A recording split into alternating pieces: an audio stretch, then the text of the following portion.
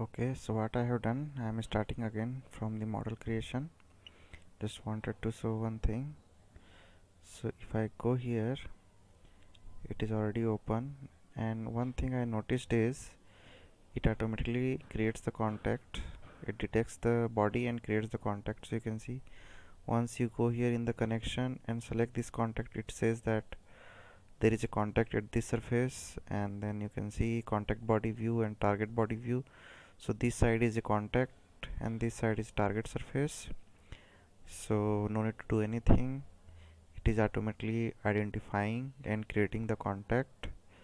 Okay, so now because we deleted the, yeah, I think, yeah, it is already there.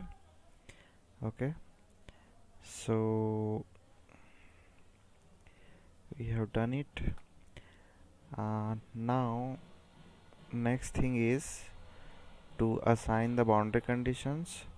So first I am selecting this static structural and then going to supports, and what I am doing, I am applying the fixed support. So you can see this face is selected. Okay, and similarly, actually what we can do, I think, let click the shift button, no, control button, and select multiple surface together, and we can all three faces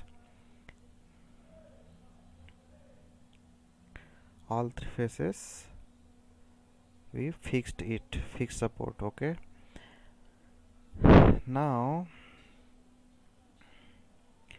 what we are going to do is we are going to apply same amount of load on these two surfaces.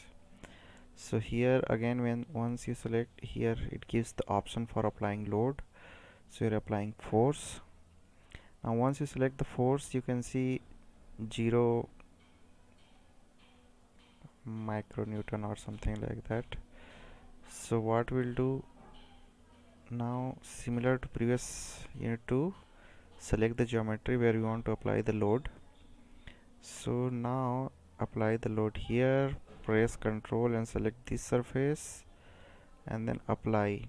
So on those two faces we are applying the loads, and now you can change the magnitude. So I'll make it 5, let's make it 1000, and then now it is saying to select the direction. So let's see how it, now you can see. Okay, so we'll select this surface. Now you can see the direction here. Okay, and apply. So make sure you apply the load in this direction, because you know that there is a contact here. So yeah, anyway, we have created bonded contact. You can select here, it is bonded, so whatever load you apply, it will act as a weld surface at that location, kind of a weld, not exactly weld, and it will transfer load in any case, whether you apply load in this direction or opposite to this direction. So no problem, you can apply the load in any direction, but in our case we are applying the load in this direction, which is parallel to z axis. Okay, now load is done, fixity is done.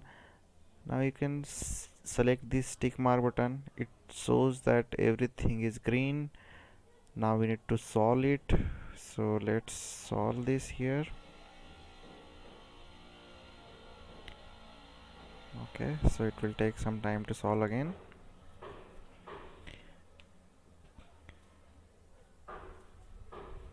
Let us wait little bit.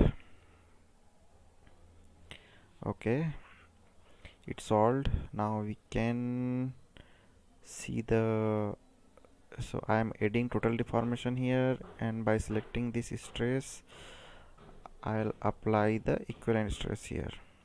Okay, so now if I right click on any of these and do evaluate all results, so what it will do,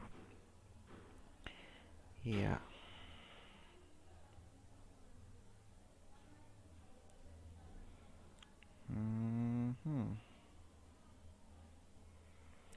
fixity 0 0,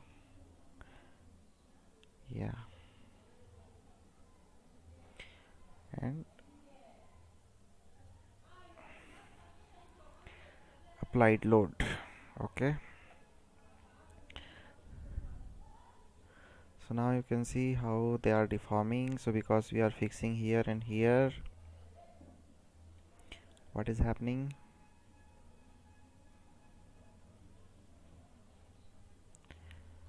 their deflection is 0, you can see 0 here, and I think amount of load is very small, that's why. And actually the unit of deflection is micrometer, so you can see it is around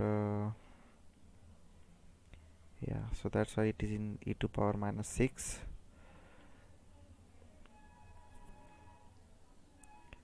So I think the applied load is very small, that's why deflection is so small. Actually we should try applying higher load. So this is how it works. They are made of different material, but this example exactly does not show anything.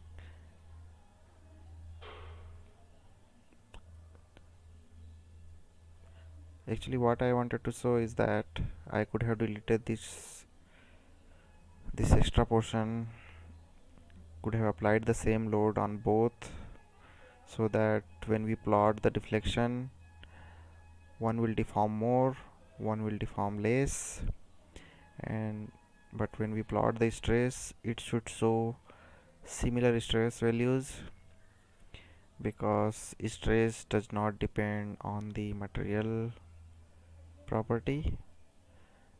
So stress will be same for both the parts, but deformation will be different. So you can try that yourself. Let me know if you have any question or doubt. Thank you very much.